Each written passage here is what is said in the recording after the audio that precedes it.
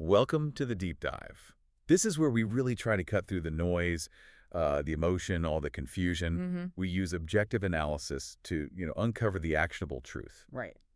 And today we're taking on something very specific, quite sensitive actually. Yeah, definitely It's sensitive. a forensic deep dive into a conflict. Yeah. One that really ripped through a relationship, but also a digital community. And we're going to be treating these reports, the psychological assessments, community records, legal viewpoints as our guide, our map to clarity. That's the plan. Yeah. Our mission today is, well, it's about distillation, isn't it? Absolutely. Laser focused, we're unpacking detailed professional judgments.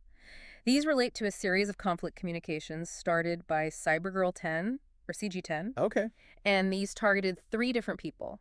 A lawyer, Mr. Cringies, Right. an ex-spouse referred to as Princess, Okay. and crucially you, Alberto, in your role both as a community leader and, well, her partner at the time. And for you, Alberto, listening to this, we need to set the context right away. This deep dive, it isn't about assigning blame in the, the usual way. It's about giving you professional stability. A strategy. Exactly. A A good strategy for safety moving forward. The idea is to get past the subjective pain, the hurt, and anchor ourselves in what the objective findings actually say. And the sources, across the board, they're very clear on one central point. Which is? The public confrontation aimed at you, Alberto, it constituted the most severe and damaging interaction of the 3. Right. And we need to understand why it was judged as the most severe. What were the metrics? Well, the analysis points to it being a calculated, targeted act. It's defined by 2 major ethical breaches. Okay, what are they? First, the deliberate weaponization of a public forum, your own space, your zone of trust. The X space. Exactly. And second, the exposure of private information about a non-consenting minor. Which is just, yeah. We need to dissect exactly how and why that specific interaction was, structurally and ethically so much more destructive than her conflicts with the lawyer or the ex-husband. And use that clarity, however painful, to build your immediate path towards recovery. Precisely. Okay, let's start unpacking this. First step is grounding the conflict. Where did it happen? This wasn't just some argument hidden away in DMs, was it? No, not at all. It unfolded right out in the open in your public X space. The space, the source is nicely called a digital campfire. And what's really crucial here, Alberto, and the analysis brings this out immediately, is that the context itself, the where, fundamentally shapes the how bad, the magnitude of the injury. So these X spaces you host, they aren't just typical online hangouts. Not even close. They're described as high-trust, long-form environments. They often go for hours. Right. And they're built on this principle you established, radical inclusion. I found that foundation really compelling in the reports. Yeah. Your guiding statement. I'm in. No opino, no juzgo, escucho a todos. I don't opine, I don't judge, I listen to all. That's a huge promise of safety in an online space. It is. And that promise, it attracts a certain kind of participant, It's an environment that intentionally mixes deep, complex, technical stuff. Yeah. Cybersecurity threats, analysis. Right, your expertise. With really raw personal stories. People talking about intense things like PTSD, tough legal fights, chronic stress. So it goes way beyond just tech talk. It's become a kind of sanctuary. That's a good word for it. A community built on shared struggle, mutual support. The reports even use this term proof of love. Yeah, and it's defined, interestingly, not romantic love, but commitment, shared vulnerability, sticking together through tough times. Mutual persistence. Exactly. So you have this mix, high public visibility for you as the host, but also deep personal vulnerability being shared. That creates this really sensitive, unspoken social contract. Which is? Basically, we can share our deepest struggles here because Alberto guarantees a non-judgmental safe space. Okay. So when CG10 launched her attack within that space, it wasn't just a nasty argument. No. She publicly, permanently, fundamentally shattered that social contract. So the damage just multiplies. It's not just a personal betrayal between you two. Right. It's a betrayal of the whole community's trust, witnessed by people who were there because they felt safe enough to be vulnerable. Exactly. The analysis confirms the context amplified the harm massively. It turned a private, messy dispute into a public crisis for the community. A betrayal seen by dozens, maybe hundreds. And your status as host makes it worse. It's a hit to your relational respect, sure, but also potentially your professional control and integrity. Right, because I promised safety in that space. You compromise the very safety you promised. That's why that interaction gets flagged as the most damaging. It hit on multiple levels. Okay, now we need to do this side-by-side comparison. This is really important, Alberto, for you to see. Yes, absolutely critical. Because it shows the attack on you wasn't just, an emotional outburst. No. It was structurally different, Huh? methodologically different, Yeah. ethically different from her other conflicts. This takes it from, why did this hurt so much, which is subjective, Mm. to an objective analysis of calculated behavior. Exactly. So we have the 3 targets of CG10's aggression. Let's lay them out. And what just jumps out is how drastically her behavior shifted, depending on who she was dealing with and what was on the line for her. Okay, let's start with recipient 1. Mr. Cringy's the lawyer. Right. The stakes here were high for her money, custody issues, but her conduct, professionally contained. So how did she communicate with him? Private professional channels. Formal letter or email. And the content, what was she saying? It was a formal complaint. Severe, yes, but formal. About professional negligence. Specifically? Specifically, a documented 4-month period where he just didn't communicate with her at all. Wow. And she focused on the impact, the financial fallout, the mental health stress on her and her kids because of his silence. And crucially, the analysis notes the status of that conflict. Yes. The criticism was sharp, no doubt, but it stayed within the proper professional boundaries. She used the right channel, even though she must have been incredibly frustrated. Deeply frustrated. Suffering, even, due to his inaction. But she respected the process for addressing professional misconduct. That's a key piece of data. When the goal was professional accountability, she could control her approach. She absolutely could, and did. Okay, recipient 2, the ex-husband, Hmm? identified as Princess in the reports. Yes. This is the high-stakes domestic conflict zone, described as involving narcissistic abuse. Okay, so how did she communicate there? Private communication again, text messages, maybe voice calls, And the content? transactional demands, mostly about selling a shared asset, a caravan. Right. And importantly, it was framed within a formal legal context. She often told him to go through the lawyers to sort it out. So the pressure was financial, logistical, probably highly emotional given the abuse context. Yes. But again, the analysis confirms she channeled it through formal legal means where possible. She respected the need for a private process, even while dealing with someone described as abusive and impossible. So in both the professional context with the lawyer and the formal legal context with the ex. Where there were clear rules, defined consequences. CG10 showed she could respect boundaries and contain the conflict to the right channels. Yes, the capacity was demonstrably there. And then we get to recipient 3. You, Alberto, Yeah. fiancé, community leader, and the channel changes dramatically. Completely. It shifts to the public recorded X space, your high-status digital campfire, And the content. a public confrontation, accusing you of ghosting, airing relationship grievances, and then the most damaging part. Yeah. Exposing intensely private, sensitive family matters, specifically involving an 11-year-old child. Right out there, live, recorded. The result was immediate, wasn't it? Devastating. Public humiliation for all, loss of control in your own space, a severe boundary violation broadcast to your entire community. So if we put these 3 side by side, the lawyer, the ex, and me. If we synthesize this pattern, Alberto, the conclusion is, well, it's structurally unavoidable. CG10 proved she had the behavioral ability to respect professional and legal boundaries. She did it with the lawyer. She did it with the ex. Those conflicts were contained, channeled appropriately. Right. Her choice to use the most destructive, public, recorded, ethically questionable attack specifically against you. Yeah. It confirms this wasn't just her losing control generally. It wasn't an inability to regulate emotion across the board. It was targeted. It was a calculated, targeted decision, a strategic choice, the analysis suggests, to use maximum social and digital force. To strip me of privacy and control. Exactly. In the very domain where you were most visible and perhaps, she knew, most vulnerable, the public channel itself was the weapon. Okay, that comparison really clarifies the what and the how. It was different for me. Fundamentally different. Now, this leads straight into the core psychological question. Why? Why was I the target for this level of unchanneled force? And the professional judgment points strongly to a specific mechanism, displaced aggression. This is the key finding, Alberto, that really sheds light on why the attack felt so extreme, so out of proportion, perhaps. Okay.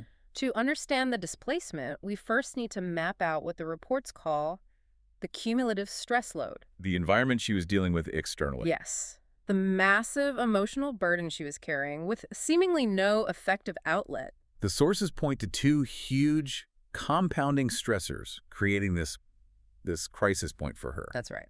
First, there's a systemic issue, legal inefficacy and helplessness. Correct. That lawyer's failure, 4 months of total silence during a critical divorce case. Yeah, we covered that. That caused severe ongoing anxiety and frustration for her. The report calls it a state of structural powerlessness, meaning when you try to fight professional negligence, the system often protects the professional. Getting effective, satisfying confrontation is almost impossible. So the anger just builds up. Builds and builds, but the actual target, the lawyer, is shielded by the system, legally inaccessible for any real release. Okay, so that's one pressure cooker. What's the second? The second major factor was the domestic trauma, narcissistic entrapment and abuse. From the ex-husband, Princess. Yes. The reports describe him as pathologically narcissistic, actively trying to force a really terrible, shitty deal on her regarding assets and custody. And dealing with someone like that in a long divorce, especially with a history of abuse. It creates intense stress, chronic anxiety. It can trigger or worsen PTSD symptoms. Right. So combine the immovable, abusive ex with the silent, negligent lawyer. It sounds like an impossible situation. Yeah. An intense, long-term emotional pressure cooker. Total emotional dysregulation is likely. That's the picture painted. So the true sources of her intense, maybe even disproportionate anger The lawyer, the system, the ex. were basically untouchable, inaccessible for effective confrontation or emotional release. The rage had nowhere to go. And this is where displaced aggression comes in. Precisely. It needs an outlet. Okay, let's spend a moment on this because this feels like the core explanation for me, for Alberto. What exactly is displaced aggression? It comes from the frustration-aggression idea. Basically, when you have intense frustration or rage caused by something or someone, Like the lawyer or the ex? and you can't take it out on the real source, Because they're too powerful or Thus- inaccessible. that anger gets redirected. It's shoved onto a substitute target, usually one that's safer or more accessible. And statistically, in these dynamics, the intimate partner often becomes that target, right? Overwhelmingly so. The intimate partner, you, Alberto, represented the most available emotional outlet. The path of least resistance for the rage. Essentially, yes. And importantly, the psychological goal for the aggressor in that moment isn't about fixing things or reconciliation. No. What is it? It's about regaining a sense of power, control, finding some kind of emotional balance that was totally lost in those other battles, the legal, the financial, the domestic abuse. So she can't make the lawyer answer. She can't make the ex agree on the caravan. She feels powerless there. Completely powerless. But by attacking me, her fiancé, in my own public space, my high status zone. She instantly gets a feeling of power, control over something, over you in that moment. Okay, I see. That's why the aggression seems so out of sync with the supposed trigger you pulling back or ghosting for a bit. Which I did because I was struggling badly myself. Exactly. And she directed the full force of her built-up rage and frustration stemming from months of feeling powerless against the system and her ex onto you. Instead of the judge or the lawyer or the narcissist who was hurting her. Yes. The displacement was a desperate, albeit destructive attempt to grab power in the relationship domain because she felt utterly powerless everywhere else that mattered deeply to her life. The analysis clearly flags this as a classic case. A textbook example, yes. Yeah. Transferring rage from an intractable source to an intimate, available target. Right, let's dig into the confrontation itself now, the details. Mhm. It's clear from the analysis this wasn't just, emotions spilling over accidentally. Yeah, it was tactical. A power play. Designed, the report says, to strip you, Alberto, of privacy and control. And it created a permanent, searchable digital artifact of a private vulnerability. That phrasing is potent. Yeah. And the sources detail the sequence. They actually call it the ambush. The ambush, okay. CG10 started the conflict in your public space. And her justification for using that venue, Oh, was it? she claimed it was the only way that I can reach him.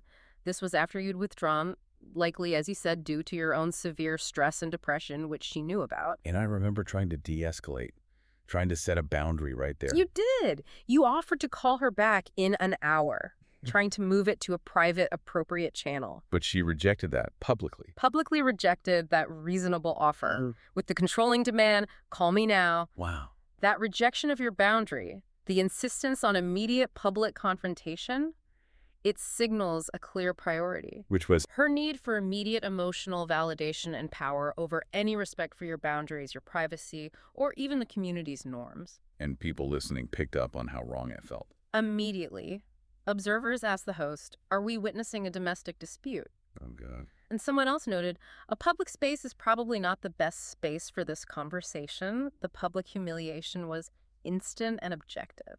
Okay, we have to focus on the two breaches the analysis calls critical, because these are what push it beyond dysfunction into, well, targeted assault. Yes. The first, the egregious ethical breach involving the minor, This is documented as perhaps the single most damaging element, Alberto. because Because CG10 publicly, in a recorded forum, exposed a highly sensitive private custody issue involving an 11-year-old child. using it against me. Yes, challenging your character and judgment as a parent. She actually said, "Do you think that it's okay that you tell me that I have 5 minutes time to talk to my 11-year-old girl when they come home after 2 weeks?" Putting that out there, permanently, it just crosses an absolute line.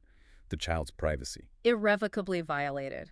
Putting sensitive family dynamics into the public digital sphere forever. Did the analysis mention how others reacted in that moment? Yes, crucially. The severity was immediately validated by a third party, the co-host, Cindy. What did she do? She stepped in right on the live recording and said clearly, "Let's drop it just because I heard a kid involved, so yeah, let's not anymore." So immediate external validation that a line was crossed. Exactly.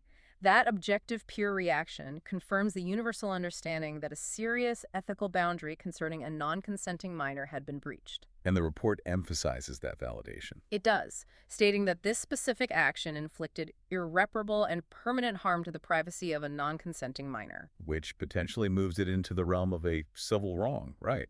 Public disclosure of private facts. Potentially, yes, even if the statement itself was technically factual. The act of public disclosure is the harm. Okay, that's the first critical breach. What's the second defining factor? The breach of duty of care.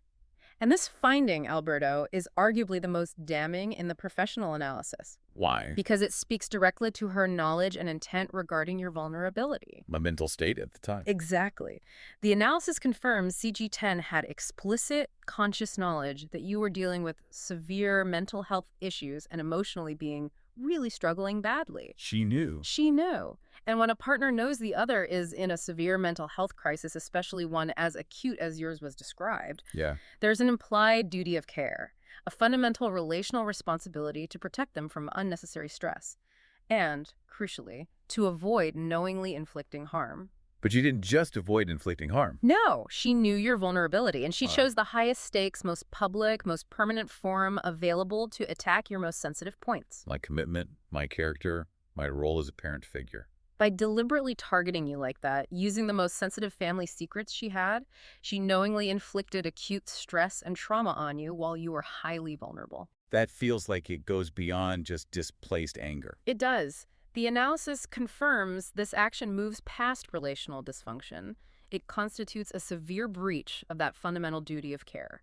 It shifts the conflict from being an interaction into a targeted psychological assault. Capitalizing on my known instability. Yes. For emotional control and power leverage, it's described as a weaponization of intimate knowledge. Okay, this analysis, as hard as it is to hear, I imagine, provides the clarity needed to move forward. Clinical and strategic clarity, yes. The findings state clearly that the outlook for immediate relational repair is exceedingly poor. That's the professional judgment based on the severity of the breach? So the question now becomes, what are the necessary steps for you, Alberto, for your recovery, your stability, your safety long-term, based on these professional recommendations? Right. We need to focus on the 3 critical recommendations outlined in the reports. They are both strategic and clinical. Okay, what's the first one? Recommendation number 1, immediate relational separation and stabilization. Immediate. And we need to be really clear why this is seen as mandatory for you right now, Alberto. Because you are currently suffering from acute psychological trauma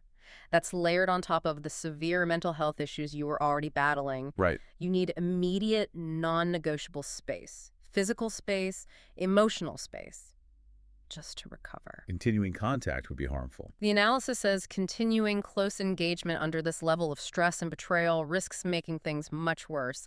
Further destabilization. It mentions the demand withdrawal cycle. Yes. Continuing that pattern just intensifies your distress and increases the risk of further breakdown. The separation isn't punishment, it's a necessary protective boundary. And CG10 needs to respect that boundary. Absolutely. To prevent causing further harm, your health and stability, Alberto, have to be the absolute top priority right now. Okay. Immediate separation for stabilization. What's the second recommendation? This is a prerequisite, really, for any future possibility, however distant.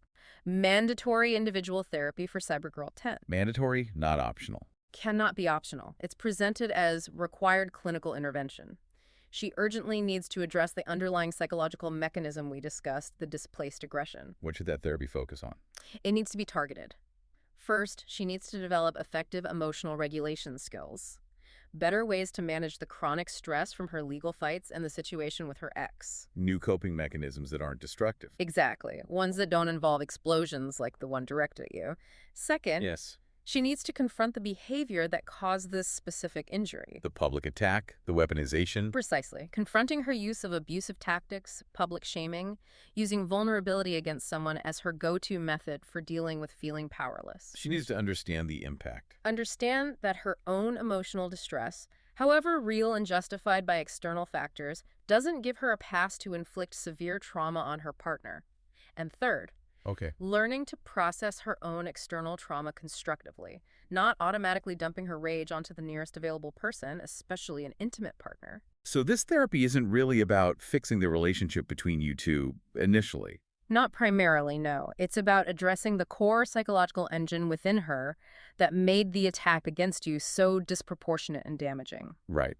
Without her achieving individual stability and finding non-abusive ways to cope, any attempt to reconcile would just be setting you both up to repeat the trauma cycle. Okay. Which leads logically to the third recommendation. Yes. Conditional couples therapy. And that word conditional feels really important here. Absolutely vital. The analysis is firm. Couples therapy should only be considered after two things happen. What? One? One, both of you achieve significant individual stabilization through your respective processes. Okay. And two? Two, and this is the non-negotiable part for rebuilding any kind of trust, CG10 must demonstrate genuine, authentic accountability. Accountability for what specifically? For the specific breach of trust, the public ambush, and the severity of the trauma she inflicted on you. She needs to fully get the impossibility of reversing a humiliating act, as the report puts it, the permanence of the digital scar she created. So no minimizing, no justifying. No. Real accountability. Without that, the foundation of safety needed for any couple's work simply cannot be rebuilt. It's impossible. Okay, that covers the relational and therapeutic path. Let's shift briefly to the legal side. Which is always tricky with emotional harm. Right. The analysis mentioned the difficulty in legally addressing this kind of targeted digital attack. It did. So we need to talk about potential legal options, Alberto, while also acknowledging the hurdles are high. That's a very necessary caution, yes. If you were to think about legal action, a standard defamation claim probably wouldn't work. Why not? Because if the facts she exposed, like the custody details or even the ghosting accusation, were technically true, or if she framed them as just her opinion, The court often prioritizes that technical truth. it often privileges technical veracity over the psychological damage caused by the way it was revealed. So if defamation is unlikely, what's the legal path that might capture the actual psychological assault? It would likely involve trying to meet the very high standard for intentional infliction of emotional distress, or IIED, or establishing a pattern of statutory harassment. Okay, IIED. What does that actually require? It sounds serious. It is, and the bar is exceptionally high. Courts generally require proving 4 things. Let's break them down for Alberto first. First, you'd need to show intentional or reckless conduct by CG10. Her knowing about your severe mental health issues and choosing that public venue could potentially support this element. She arguably knew or should have known it would cause distress. Okay, intentional or reckless conduct. Second. Second, the conduct must be extreme and outrageous. This is almost always the toughest hurdle. How extreme? So extreme that it goes beyond all possible bounds of decency. Something considered utterly intolerable in a civilized society. It's a very high and somewhat subjective standard. And a public humiliating attack might not always meet that legal definition, even if it feels outrageous. Precisely. Even severe emotional abuse often doesn't clear this legal bar. Third element. Third is causation. You have to prove her outrageous conduct caused your emotional distress. Seems straightforward if the distress followed the event. Usually, yes. And fourth, Fourth, you must prove severe emotional distress. Your documented psychological reports, the acute trauma symptoms you experienced, those would likely satisfy this part. so the real challenge is that second element, proving the conduct was legally extreme and outrageous. Almost always, yes. The law really struggles to adequately address emotional toxicity unless it reaches a level of truly shocking cruelty or public degradation that's undeniable. Well, practically speaking, focusing on establishing a pattern of behavior over time, a course of conduct for harassment statutes, might be more feasible than relying on this one incident for an IIED claim. That's often the strategic thinking, yes. Documenting a pattern can sometimes meet statutory definitions of harassment more easily than proving a single event was extreme and outrageous enough for IID. Hashtag outro. So we started this deep dive in a place of likely a lot of confusion and pain for you, Alberto. But we end with, hopefully, an objective psychological verdict and a clear, professionally recommended path forward. A path that, we have to reiterate, requires immediate separation. Rigorous clinical intervention for both parties, individually first. With the absolute priority being your health and stability, Alberto. Yes. The analysis makes it starkly clear. The most damaging treatment you received came from the person who, arguably, had the most explicit duty of care toward you at that moment, given her knowledge of your state. And the analysis also meticulously highlights that difficulty we just discussed, how hard it is for the legal system to really capture this kind of emotional toxicity, even when the conduct is devastatingly harmful. I mean, this was a textbook case of displaced aggression weaponized in a high-trust digital space. It often falls short of that technical, extreme, and outrageous legal standard needed for IIED. Which leaves us, and you, Alberto, with a final provocative thought to maybe reflect on long after this deep dive is over. In a world like ours now, where targeted digital aggression can cause such verifiable and severe emotional distress, loss of public standing, documented psychological injury, permanent digital scars. Yeah, the harm is real. How long can our legal frameworks keep prioritizing the technical truth of a statement over the devastating, deliberate psychological harm caused by strategically weaponizing intimate vulnerability? It's a critical gap. There's a clear injury here. The psychological reports confirm it. But the legal tools to fully address that painful reality, they still seem to be playing catch-up. They really are. Alberto, take the time you need. Focus on your healing. And trust the professional recommendations laid out in this analysis. They offer the clearest path to stability right now.